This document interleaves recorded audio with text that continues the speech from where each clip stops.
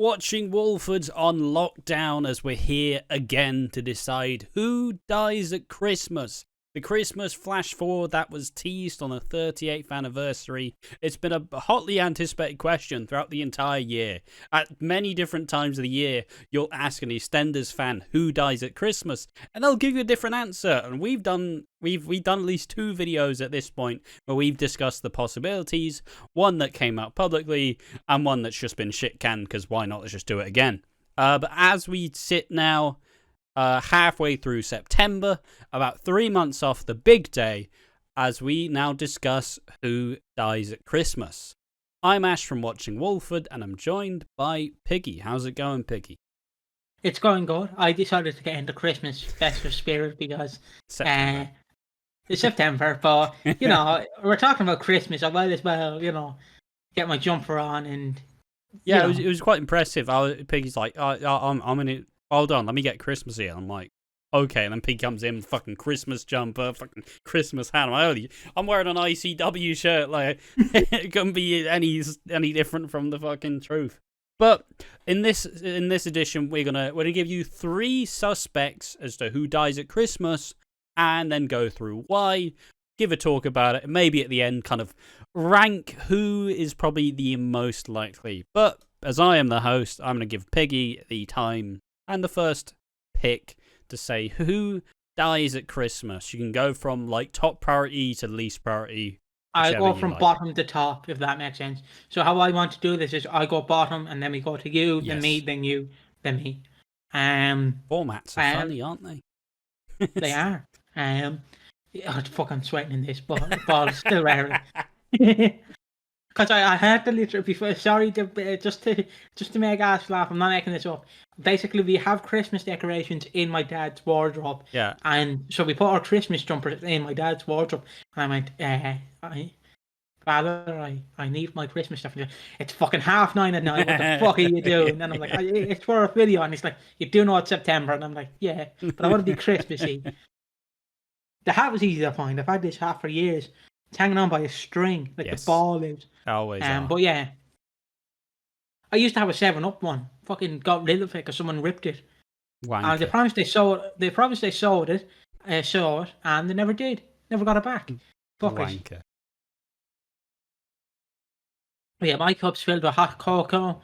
It's time to get my Christmassy detective glasses out. Oh, the goggles. The goggles. First off, least likely, I'm just going to put this out there because every single comment we get is Steve McFadden's leaving for Panto, so he's going to die at Christmas. Steve McFadden this, Steve McFadden that, Steve. So I'm just putting it out there. Phil is not the one on the floor. And I'm just going to put him at least likely. That's not my number 3, but he's definitely least likely if I'm allowed to have a least likely section. Yeah. He's not in content. Okay, I like it. We'll ramp up a bit more. For Phil dying at Christmas, I think... I don't think it's happening in any world, because I just see Phil is such a valuable asset for the show, as he's now, at this point, one of the most identifiable Eastenders characters. He's just a big bald guy. Like you can do so much with the character. The actor, like Steve McFadden, is fantastic and like extremely gifted for the role that he plays, because he's just angry bald man with a lot of demons. But you know, he was at the NTAs, like he was wearing the like topaz cufflinks or whatever they are, you know. Ooh, but why would he go to the NTAs? He could be leaving. Woo! You know, he's not. Fuck it, he's not. But you know, like, it could go bad. He's currently looking to probably split with Kat, get back with Sharon, kind of fucked up relations with Lisa, has a lot of history with a lot of the woman in the 6. Maybe. Probably not. He's not. See, my problem is, and might be controversial, this might not be controversial. The Christmas, although it's big, compared to the 4, how can I put this? So let's put this out there. We hype up who's going to die at Christmas, but we don't directly say who dies at Christmas. you're still going to be excited, right? Yes. But if they go 2025, so 2 years from now, or a year, when it's Christmas time, a year come January 2024, they're announcing for the 40th anniversary, a big character dies. That's where I'd kill Phil. Yeah. This is a big character. You can fucking do. There's a lot of marketing you can do. You can put it as Phil's demise comes. His demons go back to haunt him. Yeah. He gets all the like Sharon attacks him because he then Mate, even bring back like all of Phil's ex-wives or something. Bring back all of his ex-wives. Bring back all his enemies. Like, oh, beef. Because like Christmas doesn't make sense because you literally can't have him for the next 3 months be like you're shit nah like that's not Phil Mitchell. If Phil Mitchell is alright, I'll fucking get you, mate, and then you wait 5 months. But like if you hype it up that he dies like at the 40th anniversary but don't blatantly say it, that would be a much more timely death.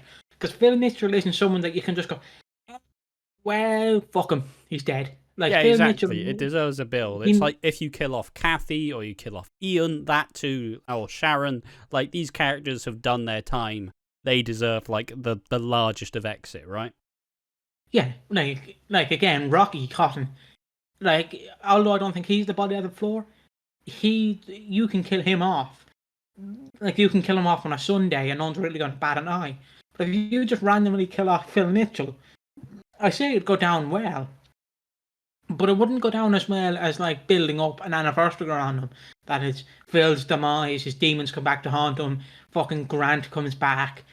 Somehow get a cameo from Barbara Windsor. I know she's dead, but somehow have like maybe somehow you could use like a voice clip or something.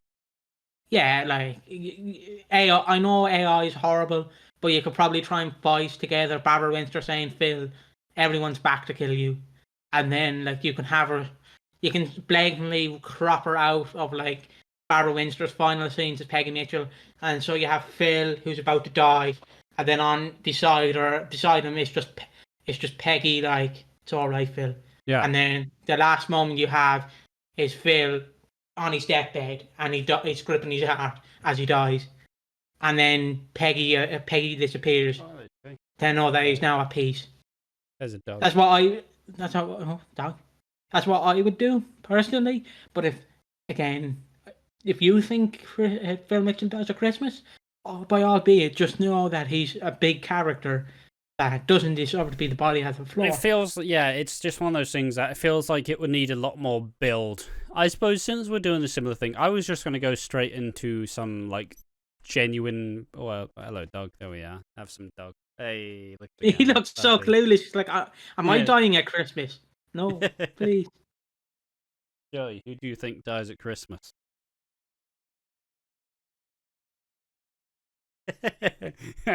Why does he look so confused? He's like, who the fuck is... Like, look at him. He's like, what the fuck's going on here? I just want my little nap. Oh, that's incredible. That's incredible. Now he's going to fuck the bed up. No, don't unveil the wrestling pillows. What am I going to do? There we are. Oh, fucking hell, incredible. He's framed himself perfectly. I couldn't do it better if I trained him. Sorry, but, you know, dog. Oh, now he's doing something unsavory. Just sent to that. Joey, stop licking yourself, boy. Go on, lick yourself, Joey. Alright, so least likely as to who dies. Yeah, like I said, I was gonna go all guns blazing, like, yeah, let's fucking go. Here are the 3 that die. I'm probably gonna say Keanu Taylor as fairly least likely. Because simply saying, you don't build up somebody's gonna fucking die, and you know, like 6 women are involved, it's this big, huge, overarching plot, and you don't fucking have it be Keanu, because Keanu's fucking useless, and he's just about Joey, please, Joey, bloody hell. He's useless. He's absolutely useless. He's such a such a one-note character. He's only been brought in to deal with like Sharon and a bit of Phil, but like otherwise he doesn't really interact with anyone. He doesn't really do much. Like it's just kind of, I don't know. It's one of those things where you'd like him to do a lot more, but even if he does a lot more, it's just kind of like we'd rather see literally anybody else there. See, my problem is Keanu was literally brought in last year. I mean, he So was just there to for a bring- couple years ago. No, I know Oh, he was yeah, there yeah. for- He was just brought back. Yeah. It was just like what? Right, how could I put this? It would have made sense to kill him off at Christmas 2022 when he's coming back into the square. You know, he's like, Sharon, can I see my boy, my beautiful boy? And then Phil's like, get out. And then basically, you basically have Phil kill him because it makes sense. But why would a woman kill Keanu? Surely the person who would kill him would be Phil, because right, how I'd book it. Here we go. How I'd book it. As the time of this recording, Keanu knows Phil's secret. If you want to know what Phil's secret is, he has an OnlyFans. It's not that. If he had an OnlyFans, I'd subscribe.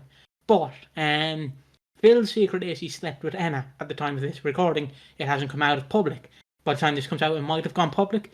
But how I'd book it is if Keanu just went up to a cast and went, alright, look, Phil shagged Emma, you know, my black brethren, like, you know, then you can have Phil go on a rampage, be like, how fucking dare you? Well, I can't curse people, like, how fucking dare you? You ruined my life, you little runt. And then he just beats Keanu senseless. And that's how I would personally have Keanu written off. Because it doesn't make sense for, like, Suki or it's not Eve, Suki He's just or not Stacey to kill interacted him. with any of them, really. No. Unless he's literally going to be for the next 3 months. Hey, Suki, I shot in your doorstep. Like, maybe if we're theorizing, obviously Karen Taylor's supposed to leave. People think that maybe because Karen's leaving, maybe Keanu does die at Christmas. She leaves the show and the Taylors are done. There's no point in them being there anymore.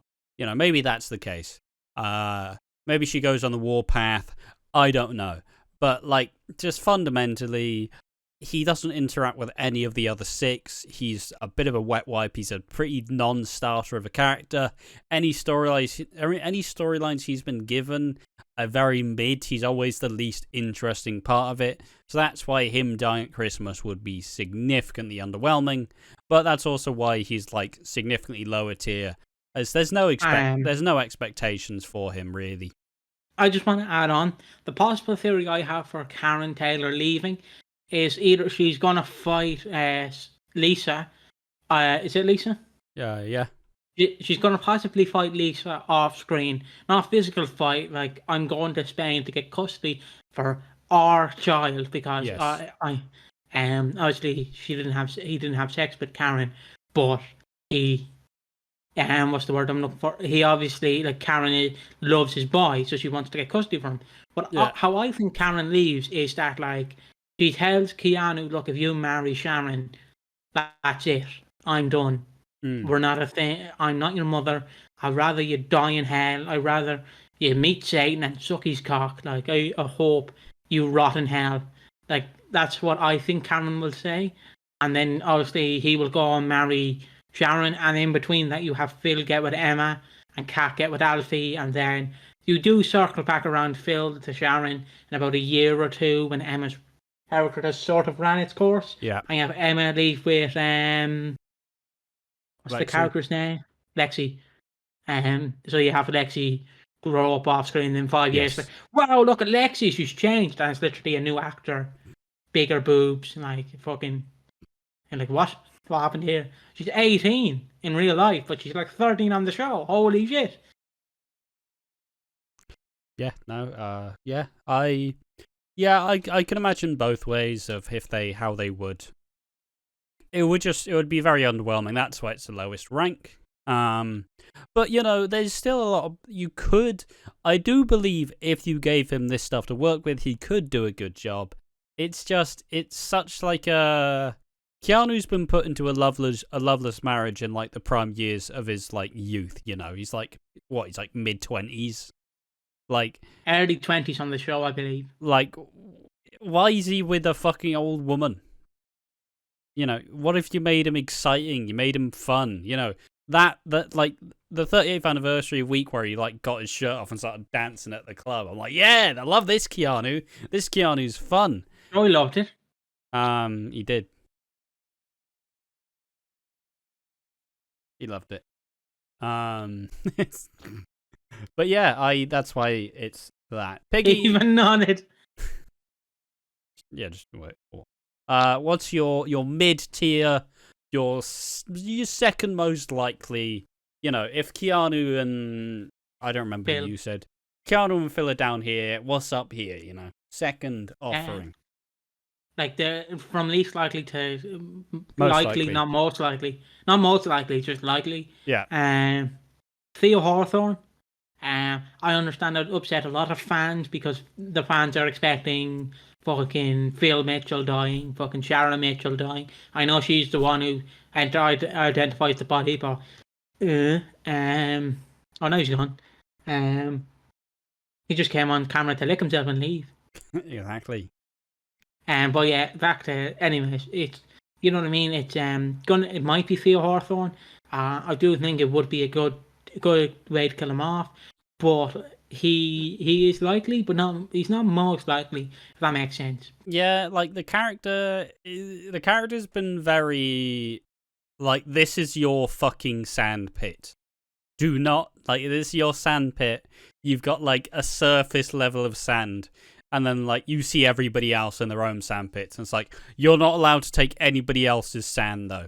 Like, he's been very caged in with the Slaters and hasn't really been able to do much, like, other than them.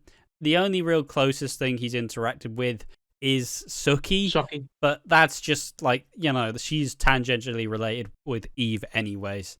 Like, I genuinely don't believe Theo will die at Christmas because it's just like, it's when people bring in, like, a current example is in Coronation Street. There's a serial killer called Stephen Reed. He has killed 3 characters, and none of them are like interesting characters whatsoever. None of them are like long-standing characters, or none of them have been on the show for a long time. The 3 characters were just brought in to like be killed off, and that's underwhelming. That's like, there's no fucking point.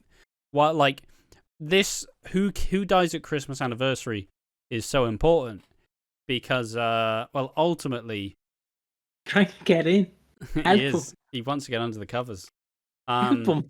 It's so important to kill off a big influential character, because otherwise it's just like, why the fuck? Who cares? Who the fuck cares about Theo? Like, you can't kill off a character nobody gives a shit about. And Theo's in that category of characters that you're just like, who? Because, you know, it's Christmas Eastenders. Christmas soaps are like no other. Everybody fucking watches soaps at Christmas. It's just like the other, like, 90% of the year, people just go, fuck this. It's boring, this. So, stop looking at the dog. Pay attention. I'm paying attention. My watch is just looking at Joey struggle. Oh, yeah. It's funny. There he is. I am paying attention. You good, mate? Yeah, sound. He's sleepy.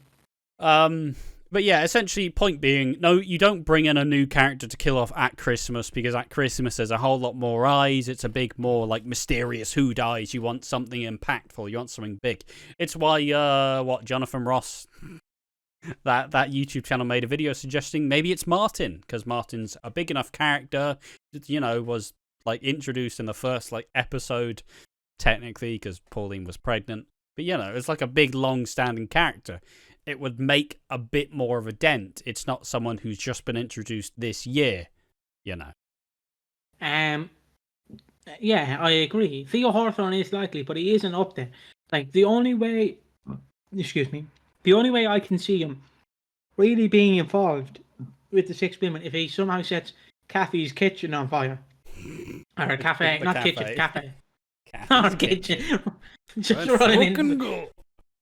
He just runs in, he pours gasoline in the kitchen, and it's like, yes, but he's like a fucking Looney Tunes character. He's like a Looney Tunes character. just lights the kitchen up. That's it. He locks the door so the fire can't spread.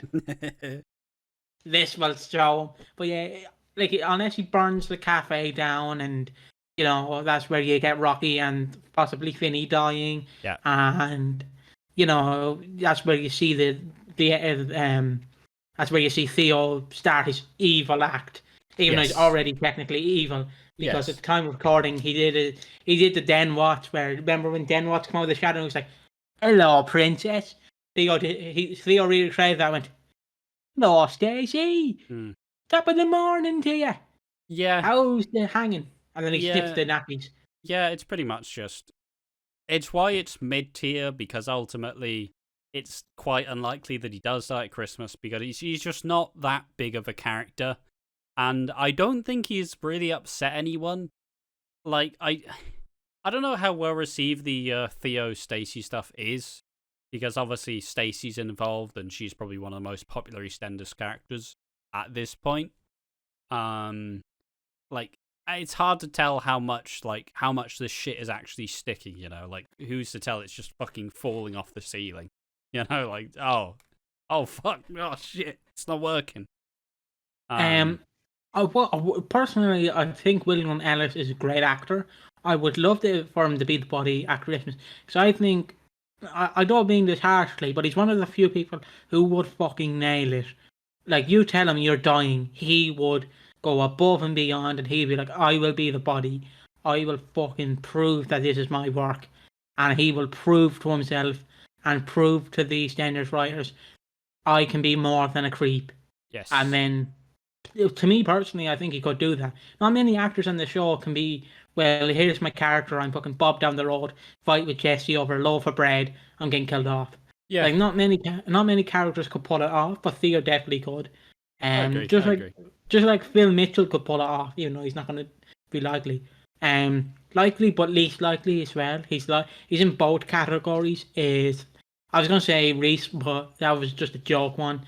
Because I'll just put it out there. People think Reese is the body at Christmas. I don't know why. They just don't like him, so they just want him gone. It's possibly because, like, the women, because he's, he's stealing from his dead but not dead wife. He's doing some heinous shit. So people think it's Reese. I just want to put that out there. But next pick is definitely Rocky. Don't think it'll happen, but I could see it, where he basically snaps. Benoit's people, where he's like, "I'll fucking kill you if you tell them my fucking secret, you little runt." And then, like, he goes on the warpath. He fucking snaps Jasper, maybe Jasper to expose that maybe he has been with Joe, like, conspiring to get money. He's a cotton by nature, blah, blah, blah. But yeah, I suppose I'll get into some others as my, the main annoying bit is, I feel like I need to put Nish here. Actually, no. I need to put Dean here because he is, like, a very highly contested, like, potential one, but simply because we haven't seen any more to suggest that Dean will be coming back as of yet. It's really hard to put him on the definite, right? Can I just put this out there? I love Talking Walford's video. I think they did a fantastic job, and I understand where they're coming from. But I think it's utterly pointless, right, throughout December to re-establish who Dean Wicks is. Because, like, your gran who only watches the Christmas specials because her grandson loves them. Like, you're trying to explain for her, he raped multiple women. He is a decently large character, but he's not that large a character. I don't like. How can I'll put it this way so people understand. If your gran is sitting down with you, she doesn't have good eyesight, and, like, she's watching Eastenders, and you immediately point to her, "Who is Dean Wicks? Tell me why you're on the show." Even to your mom, your dad, your brother, your sister, they're going to be like, "Who is Dean Wicks? Who is he?" Like, and if you immediately went, "Who's this bald fella?" "Oh, that's Phil Mitchell." "Who's this lady here?" All the older fans would know that's Carrie Beale or Cindy Beale or Ian Beale. But Dean Wicks is not that character. Like, he is okay. He is Mick Carter's brother, Yes. but he's not that. He did have that explosive Christmas, but other than that, I don't understand. He raped Linda. But what would be right? So let's just look at this bit. What would be the point of hyping up that it's going to be this extravaganza? It's going to be big, massive killer that dies. It's going to be this big, massive person. And then, like, throughout December, you bring in Dean Wicks. You're like, here's Dean, blah, blah, blah. He raped Linda. He raped women. Here's what he is. And then immediately going, oh, that's it. He's dead. I think I suppose just to kind of give reasons as to why. Mostly just recapping the Talking Walford video, which if you haven't watched at this point, you really should. I read the script early and I'm like, fuck, this is fucking huge. But see, obviously, throughout this year, there's been a couple of mentions. Obviously, when Shirley went away, she sent Linda a photo with Dean in the picture. Looked like a driving license picture, I'll be honest. Like, just shittily photoshopped in the background. Just like me, just like, Joey's not in the background. Time to clip this, and just Joey's like now up, like here, hovering or something, Like, what's the point in that? And in that big scene of like, to all the men who've hurt us and all the men who'll do it again, something like that. I bastardized the quote, but a lot of the women have suffered with like sexual misconduct, like sexual assault. Obviously, Stacey was raped by Archie, Linda was raped by Dean. Suki was nearly like raped by Ranveer. Kathy was raped by Wilmot Brown. Sharon wasn't raped, but she was like kind of abused by Grant. He did hit her. Got all rotten. And obviously Denise wasn't raped necessarily, but her husband was a murderer, and he did fake her death. And they've been scorned by a lot of men. And I think it makes sense because obviously the show now realizes that Linda has the chance to become one of the iconic like Queen Vic landladies. She has the chance to like ascend to that level, ascend to like the Peggy level. Maybe not that high because Peggy is kind of untouchable up here, but she can be up there.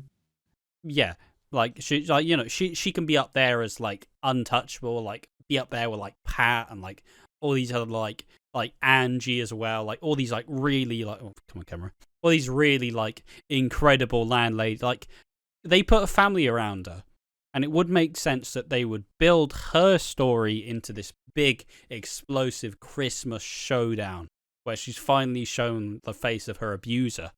And I'm sure they'll do it in a way where people think that Gina will be in a relationship with Dean that will bring him into the square.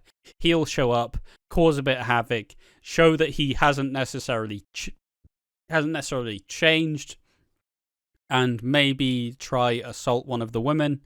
And I think Elaine will finally take up that like full mother kind of that like I am your mum, I am here for you, and I won't let this happen to you. And Kathy also said like we'll never let this happen to you. And I think, and it's also just that probably Elaine will be the one to kill Dean if he does come back. And that's why the cover-up will be this really, like, intense, but really, like, fascinating. Because obviously Elaine's not a murderer, right? She's never wanted to murder anyone. The only thing, like, fucking aggressive about her is her fucking fake laughter. Ha ha ha ha. It's a fucking hell. That's not what she sounds like. No Partridge. But yeah, it has to be mid-tier though, because as much as they've laid the groundwork, they've laid it down properly, it's all available to be plucked from, but simply because we haven't seen any more of him since like earlier this year, we can't really say that he's definitely gonna be the body at Christmas. And to Piggy's point, he's not that big a character really. Unless the only way it'll be as big as it should be is first he needs to just be the scum of the earth. The like when he comes back, the absolute scum. He needs to possibly even try assault one of the other women, just the absolute fucking scum. Like, and then like as a result, like, you know, Shirley comes back, she's on the warpath, like, you killed, where's my son? And, you know, maybe in 2025, Mick comes back, and then this all kind of comes to a head, and it's some big, really impactful, huge storyline that leads into the 40th anniversary. Just to add on to that point, I would love if it was Dean, but to me, like, right. So if you watch, like, if you're not a casual, because a casual is someone who just watches every Christmas, but if you're someone who, I just said pretty much. Yeah, I agreed.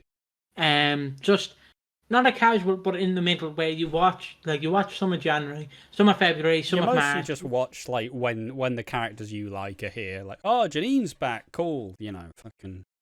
Yeah, like that's where I think, like, we'll get the bigger characters, well, not the bigger in terms of iconic, but we'll get, like, our Ignatius or Ravi's killed, because that makes more sense for someone who's just been watching throughout the months, who might be new, who might be old.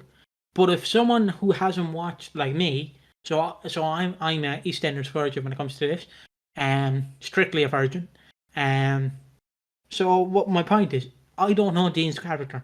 I just know he raped Linda and he's Mick's brother. Because I remember that Shirley scene where he's like, he's your brother. He's your brother.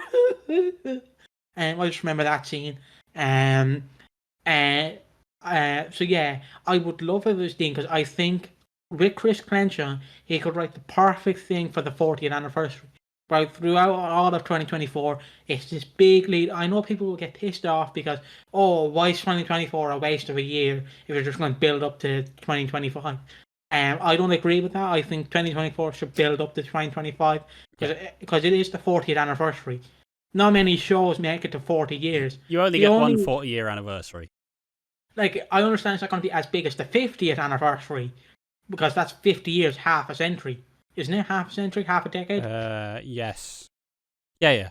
It's like even the 50th anniversary for the Coronation Street was like the fucking tram crash where they like shook up the whole fucking thing.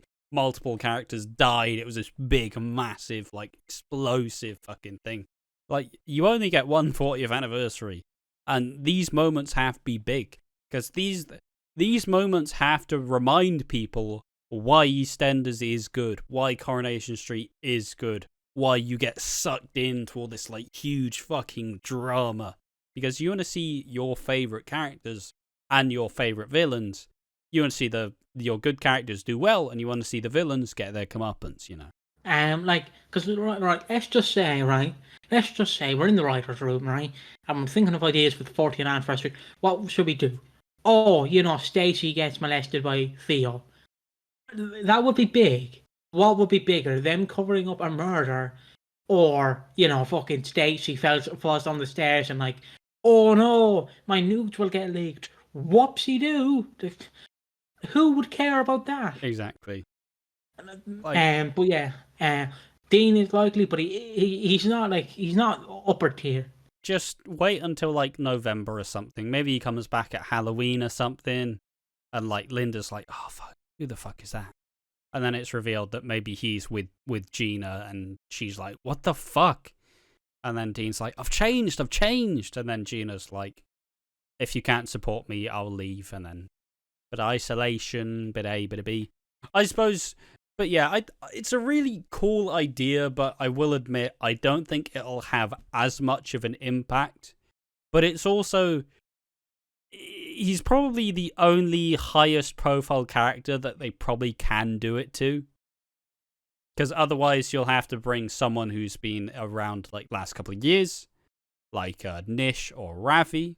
But like, you know, you can't kill Mick Carter, you can't kill like fucking most of the characters who have been there, like, they're gone. You can't kill like Grant or something. Like, he's one of the more known characters, and that's probably why he's established enough to be big enough to matter, but also he is not like necessary enough that you can't just toss him aside. Yeah, sorry, I'm trying to turn off my speech here. I suppose I can just go into some of the other like mid tiers. It's just going to be like a character just like Ravi, who, has been brought in as this villain, having some overarching like beef with Denise and like Stacy because of the Kirat stuff, and it's been doing some dodgy stuff. Like, there's a chance, but I do think he's got to get his comeuppance beforehand. I will say. But, he has been making an enemy of a lot of the people. He was initially brought in with a bit more, like, layers and a bit more, like, like, he wasn't a good guy, but he was likable enough to be charming. But he's kind of just gone into a bit of a sleaze as of late, so maybe there's a chance they do that there. But, yeah, there we are. Do we have any other, like, mid-tier suspects, or should we just get it straight into the, like, the real, the high tier, the big deals? Yeah, we should get into the big deals. I think this is where we should have 3 contenders. If you don't mind pausing for 1 second, Yeah. Oh, good. Fun. So upper tier. This is where we get the big boys. Look at the adjective. This is where the big boys play. Obviously, my number thrice is Rice. No, it's not. It is Ravi. Why do you suggest Ravi, Piggy? Well, looking at the facts, they are ramping up this Denise and Ravi saga. Yeah. So it would make sense. He goes to jail for about 2 to 3 months. Yes. You write him off early October, yeah, and he comes back in December with baseball bat in hand, destroys the Queen of Fake, fucking wreaks havoc. Well, I don't know why he destroyed the Queen of Fake, but he wreaks havoc basically, and he makes an enemy out of the 6 women. So the 6 women band together and are like, "Here, girls, let's huddle in." So they're all huddling in. Yeah. We got this, girls. We are the girls. And basically, they band together to try and get rid of Ravi. Yes. And basically, this ends at Christmas Day, where her wedding is happening, or George and Elaine's wedding is happening. And basically, Sharon is in her wedding dress. Keanu's gone home, to have a little tummy tug, to look after baby Albie. Because dad life. And basically, Ravi walked in, and basically, how I pitch it is George tells Phil, shut the door. And Ravi stands there. So you have the scene where Ravi is standing all alone. Then across from them is the 6 women, the knight in the background, and Elaine off to the side. And he basically goes at them. He mostly tries to target Denise and Suki. And basically, he somehow wins over George Knight. So let's just say he fucking whips his chair at George. Because taking down George Knight is like trying to take on the Kingpin. It's going to be very hard. He's a big, bulky guy. Yeah, he's a massive guy. So you somehow take down George Knight and Phil. Or maybe you get Ravi into the pub and he goes, look, George, look, Phil, look what's happening outside. And then he grabs the door, shuts it, and basically Phil and George are locked out. So then you have the standoff with the 7 women, the knight in the background, and Ravi. Basically, Ravi goes, "Bring it on, ladies." So so basically, remember how Den was killed off? That's how it killed off Ravi. You basically have the 7 women try and kill him. Yeah. And basically what happens is, so you do I know people would complain that you're copying Den's death, but I wouldn't care, because his death is iconic. Doesn't matter if you tweak it. But I basically have, with the women grab, when someone hits him over the head with the bus, you think he's dead, so he's lying down, boom, he grabs Denise, throws her to the ground, and then that's where you get the bottle smash. Yes. Or you throw Suki to the ground, that's where you get the bottle smash. And then, you think he's dead, he goes and grabs the leg again, and then that's where you get the Queen of Fake. I think that's what would happen. Then George comes in, and he's like, hide the body. That's decent. And then throughout 2024, Nish has not gone off the show, but he's wondering where his son is. And basically you have this whole conflict of like Suki going, "I don't know where your son is. I don't know where our son is. Where will I go? Where was he? Ravi.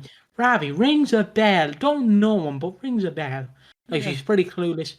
and this hopefully leads to Christmas 2024, where Suki and Nish and possibly Finny, but probably not, are having Christmas Day dinner. So she's eating the turkey, he's eating the turkey, and then Yeah. the big reveal is, "I killed your son," or Elaine killed him, and then you have this giant Nish plot that leads into 2025, where eventually Elaine doesn't go down because of his self-defense, Yeah. and basically Nish goes down because he somehow terrorizes the women. I would basically have this be a part 1 of part 2. Okay. If that makes sense. Yeah, Where no, part it's 1 all is right. part 1 is where you kill Ravi, and then part 2 is how you get Nish down. Yes. So that's how you lead into 2025, and then the 40th anniversary is where Nish finally goes down. So he finds out at Christmas. It goes on a warpath between Christmas 2024 to February 2025, and then at February 2025 he's sent down. He assaults one of the women. He finds out that Suki's sleeping with Eve, so he paralyzes Eve from the waist down. He does the bane snap, snaps her in half. Oh, I'll be back. That's what I personally think, and that's what I was going to lead on to. That's pretty right. Basically, oh, sorry. And basically for Nish, I'll just reverse the roles, where I'd have then Ravi look for Nish, and he can't find him, and then you get the big reveal at Christmas next year that the 6 women killed him, and then that's where he goes on the warpath. He gets sent down. That's personally what I think. But what do you think? Yeah, decent. I like it. I like the idea of. I don't know. I do believe that they may have Ravi go inside for like a month or two, then he'll come back on a warpath. I don't know if he's necessarily the body on the floor at Christmas, just because he's not that important a character. Like, he's sexy, but that doesn't mean that your nan's gonna be like, I fucking hate Ravi. Like, I don't know. He's quite unlikely. I feel like his role has kind of like very slowly like just degraded over time. Like, he was brought in as this big bad, and then he fought Jack, and he had this massive like affair, and then since then it's kind of just been like a slope down. I suppose I can go into the Nish thing in a second. But one thing has also floated. I know it's probably not the most well received, and it's probably not on the highest tier, but it's one thing I thought about just before. Is imagine if Ryan Malloy does come back at Christmas. What if he kind of like I don't know if he like works with Theo or something, but he wants Lily's baby. He wants Lily's baby. He's decided, fuck it, I'm having this baby whether anybody cares to or not. I don't know how he fucks with all the other women. But I do think that maybe, I don't know, it's just an idea because they set him up as this big bad. He's been a reason why the Slaters have been struggling so much, and kind of a lot of the ongoing effects. I don't think he does die at Christmas. I don't think he's being brought back whatsoever. Especially considering how little he did when he was there. But it was just an interesting thing, the coolest thing that's being suggested is people are suggesting that the body gets hidden in the suit of armor, and that sounds fucking incredible. Like, imagine like the suit of armor, and it's just a dead body in there, and people are just like, and then Phil and George get rid of it, and it's like, because like.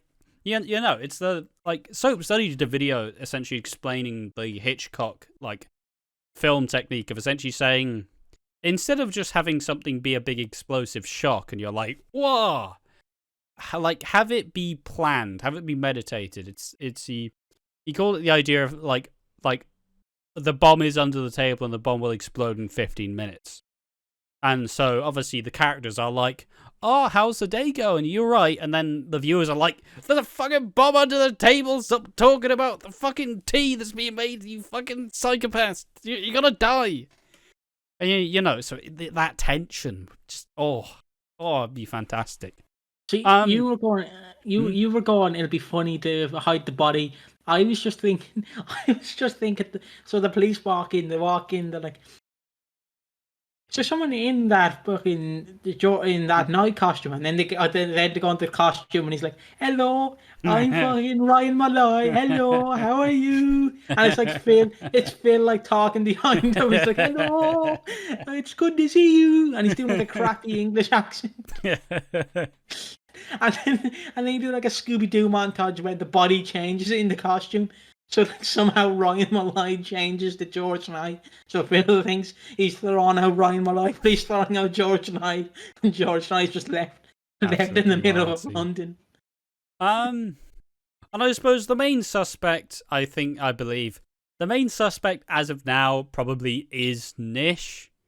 Simply because Nish has been causing like havoc throughout his entire time on the square, and perhaps he does. Obviously, lately he's kind of entering a deal with the Beals, which would lead to probably Nish setting the cafe on fire, which will kill Rocky, maybe kill Karen as well. Maybe even kill Vinny too. So, it's his fault, but, he's not going to fucking take it. It's not my fault. Why was Vinny in there anyways?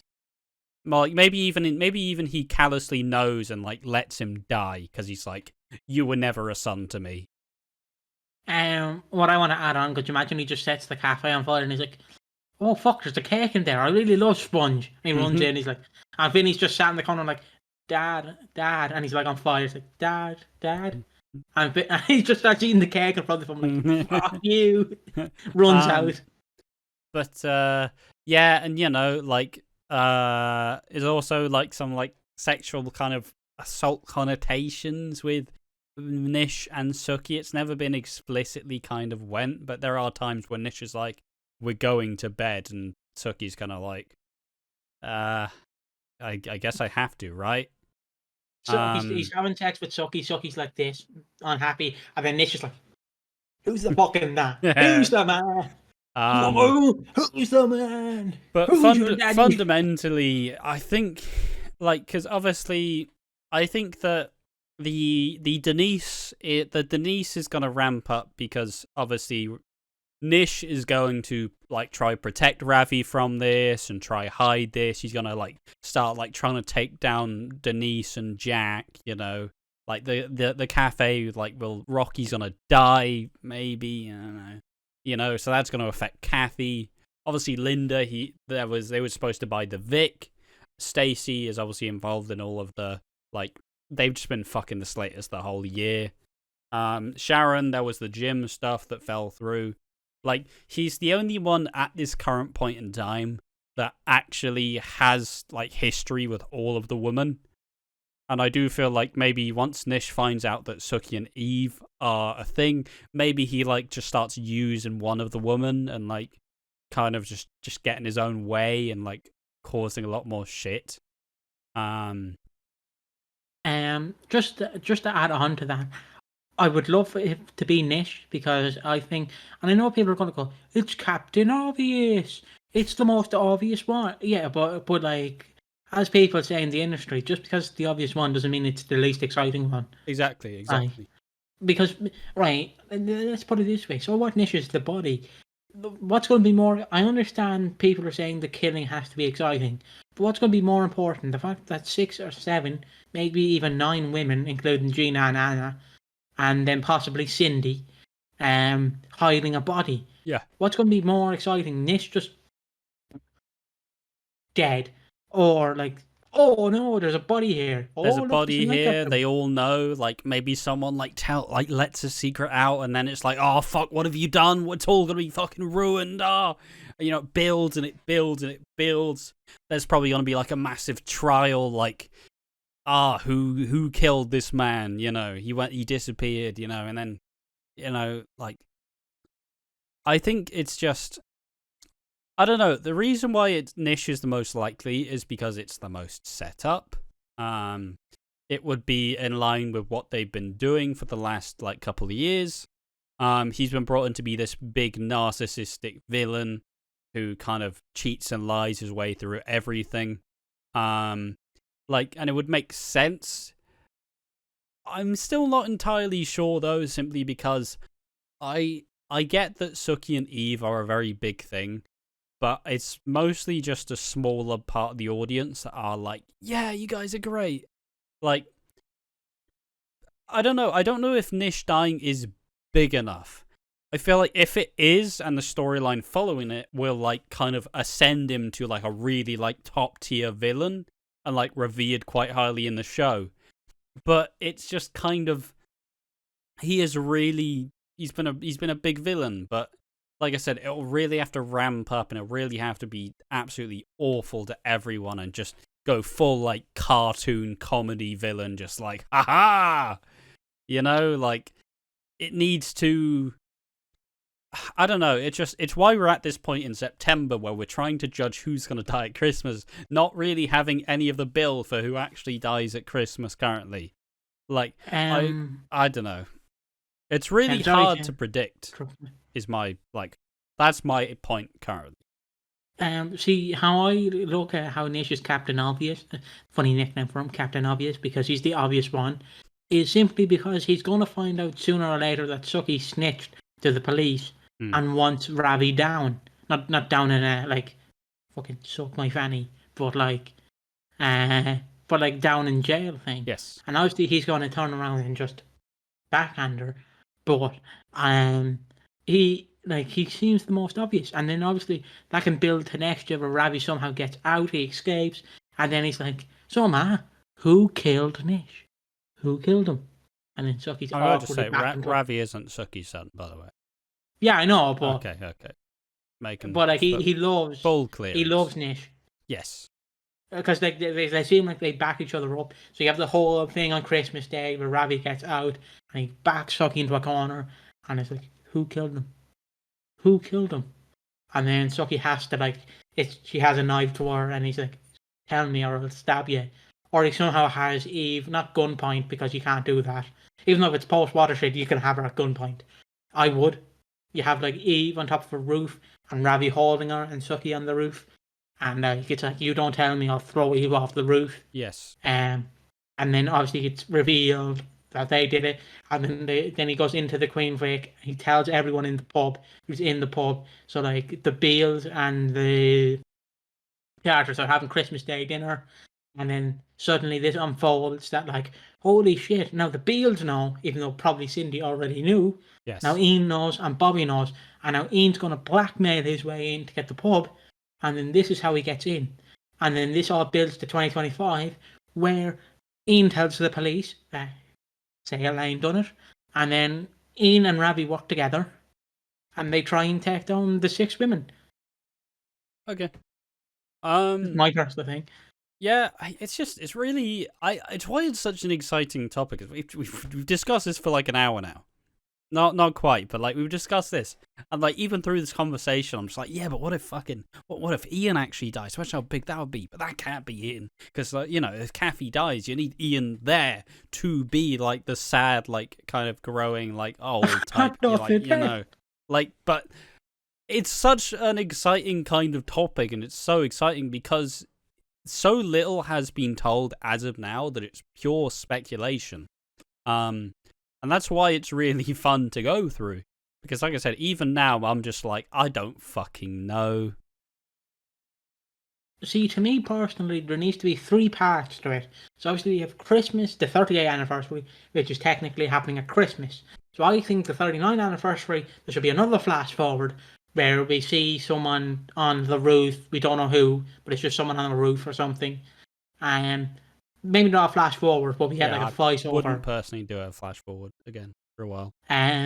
You do something where you do something, and then Christmas 24 is the second part, just like a trilogy basically. So part 2 is the Christmas 2024, where the person finds out, and then they go and try and take down the 6, 7, 8 women. Yes. And then part 3 is finally 2025, the 40th anniversary, where everything happens. So Elaine goes on trial. Fucking Mick comes back and he has like weird amnesia, and he's like, "Oh wait, who did it?" And then like, and then I'm fucking Danny Dyer, me. And then like, obviously someone brainwashes him. My guess. That's why I personally think it has to be 3 parts to me. Yes. It can't just be he dies at Christmas, this person dies at Christmas, that's it. Then 2025 comes, we're back. This person died. Yeah. 2024 has to be building to 2025. Because it's like, right, look at the Spider-Man trilogy, right? The Sam Raimi one. Spider-Man 1, great film. Great introduction to Tobey Maguire's Spider-Man. Yes. Spider-Man 2, probably the best superhero film of all time. And I'll fight anyone with that. It's arguably one of the greatest films that I've ever seen. It's a massive film. So let's just say instead of Spider-Man 2 being great, it was Spider-Man 3 that was great and Spider-Man 2 was shit. You'd be like, why is Spider-Man 2 so shit? Spider-Man 1 was so great, and then Spider-Man 2 so shit. And then Spider-Man 3 comes, and you're like, holy shit, it's great. So it has to be a 3-parter. It can't just be, he's dead, then we wait, and then it's revealed. It has to build for a year. Yes. I don't care what people say. Long-term storyline works in soaps. I mean, it's why a lot of people are such big fans of wrestling, because, this stuff slowly gets teased, it's teased, payoff. And, that's why soaps are also such a big, See the problem I have with wrestling though, it's either it's teased, it happens, or it's like Robin Reigns, where it's teased. Okay, guys, it's WrestleMania 40. Uzi fighting The Rock. Oh damn it! It's teased. WrestleMania 41 comes around. It's like, and I suppose this loops around to a point that I don't know. I do like I said, I've been screaming like a fucking madman from the heavens, saying we are entering a golden age of Eastenders. I do believe that. Well, actually, I said it first. Fuck you. I'm fucking Danny Dyer, me. But I do believe that the Christmas storyline will lead to a very a renewed sense of excitement towards obviously the 40th anniversary. 2024 will be building to that big moment as well. And I do think that I believe in the writers. I believe in Chris Crenshaw. I believe in all the writers currently, that they will do a very good job of setting up the villain to die at Christmas and the aftermath, because sure, it's a shock, this person dies.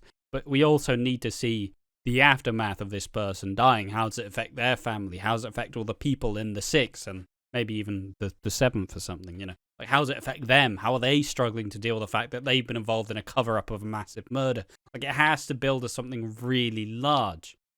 And that's why perhaps maybe Dean is a bigger, more interesting idea to build up to a Mick Carter return on the 40th anniversary, as, he is probably one of the largest EastEnders characters and the largest kind of UK crossover type celebrity characters that they've had on the show. But I still believe in the writers and whatever they're going to do, and that's it mostly. I think we said all that we want to say about this for now. Yeah, I really do hope that what I really hope the Christmas schedule is, it's normal, and the 24th you're building it up, and then on the 25th you have 2 episodes, so it's a 2-parter. So you have a half an hour, 7:30 pre-watershed, where you have the Beals and the Carters having dinner. You get your normal bullshit. Happy Christmas, Dad. Happy Christmas, Bobby. And then Cindy going, you killed my daughter. And then Bobby being like, it's fucking Christmas. Get over it, Cindy. You have that kind of thing. And then the second part is all about Elaine and George's wedding. Or another one is basically how you end part 1 is, so you have Elaine and George in the Queen Vic with the priest. And then the priest going, do you, George, and I take Elaine Knight to be your lawfully wedded wife? I do. And then Elaine Knight going, do you, Elaine, take George to be your lawfully wedded husband? I do. And then the door opens. The character stands like Lex Luger on Monday Night Raw. He stands there. The camera pans. And if it's Dean, it pans to Dean. And then that's the big duff. And then the whole hour at 9 to 10 is them figuring out what the fuck do we do. Yes. And that's how he gets killed. It shouldn't be cramming 2 things together. The BBC can afford giving them a half an hour and an hour, because you can't cram everything into an hour. Here's the Beals having Christmas dinner. Here's the Knights getting ready for the wedding. Bam, bam, bam. And you're like, Jesus Christ. Just make it 2 parts. But that's my opinion. People might just want it to be an hour. I just think it should be an hour and a half. I think the hour and a half would be a really good thing, personally. But yeah, I strongly believe that it'll be a really good thing, and it'll usher in the new era of EastEnders, where everybody's excited. It's actually like kind of publicly, it's received very well, and like, you know, all the fans are enjoying it, and it's bringing a bunch of new people, and then it sets up for the 40th anniversary, of course. But the main question is, just gonna make the point again, Piggy, do we actually know who dies at Christmas?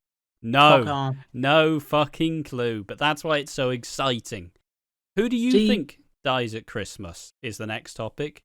Commenters down below, who do you believe dies at Christmas? You think it's Martin? Do you think it's Nish? You think it's Ravage? You think it's Dean? Do you think it's Phil? Do you reckon it's Ian? Tell us in the comment section down below, because, you know, we've done a couple of videos now where we offer this topic out to the people, and, you know, the fans fucking love to give out their opinion on who they think dies, and it's a really fun conversation to have.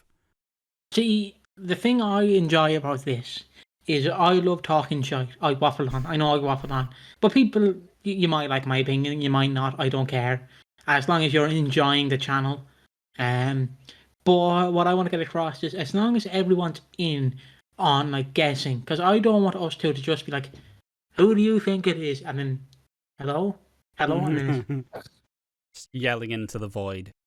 Yeah, like no one responds. I just want everyone to comment their thoughts. I would even love to get like Talking Walford, Sub Studies, fucking, what's the other one? Not watching Walford, Walford Weekly. I'd love to get all these guys in and then get an hour-long thing where we get the big EastEnders YouTubers. We're not big, but I'll host it. And we all give our thoughts and opinion. I would love that. It would be very complicated to do, or I would not mind reaching out to. I know Ash would be like, Piggy, please. This would be a lot on me. I'd be like, Ash, it'd be so fun, wouldn't it? Just all of these people talking about who dies at Christmas. I would love it, but that's something I'd have to try and do, and a lot of emails I'd have to do, and hopefully get a lot of responses. But that's up to Ash. I can't really be like, Ash, do you want to do this? And it is a very cool idea to get like a big round table of all the heads. I know, essentially say, bring your theory, like kind of work it up, build it up, present it, and we'll have a big discussion. We'll have a big talk, and maybe at the end, maybe we'll get closer to an answer. But there we are. That has been episode number 2 of Who Dies at Christmas, where we list the suspects. We obviously went through lowest importance to highest importance, and we do want to hear your views and opinions in the comment section. You know, we have been reading and responding to all the comments. You know, some nice, some funny, some a little bit rude, but still very good. Can I read out my favourite I love so far? Yes. I don't know the guy who commented. I can probably scroll up in chat. The guy who commented, get a job. Mate, this is our job. So you get a life. How about that? Who commented? A job, so you know, like fucking. Is it? Where is it? But yeah, it was a very funny comment. But let's not drag this on any further than it needs to be. As we said before, tell us who you think dies in the comment section down below. We want this conversation. EastEnders and soaps in general are the most fun, where we can share our stories and our opinions and tales, and then someone goes, oh fuck, that's actually really fucking cool, like, I'm glad you said that, and then, you know, my theory's built off of your theory, and then your theory's built off of that theory. It's just a really cool thing to be able to do. But I have been Ash from Watching Walford, and I've been joined by Piggy. Hold on. Jay. Shout out to Jay, that was your name. Shout out, thanks for telling us to get a job. It was actually the Redditor who posted it, probably. The Redditor. Do you reckon it was his burner account? Like, I'd fucking show these guys. But yes, carry on. But yeah, thanks Jay for commenting. Get a job. Follow us on Twitter /X, Instagram, Twitch @Watching Walford, and subscribe to our YouTube channel @Watching Walford. And we will see you next time. And just remember, have a jolly Christmas, even if it's not Christmas. Fucking blare that Mariah Carey out like you're in a retail shop. Blare it, you motherfuckers, and we will see you later. Gangsters out.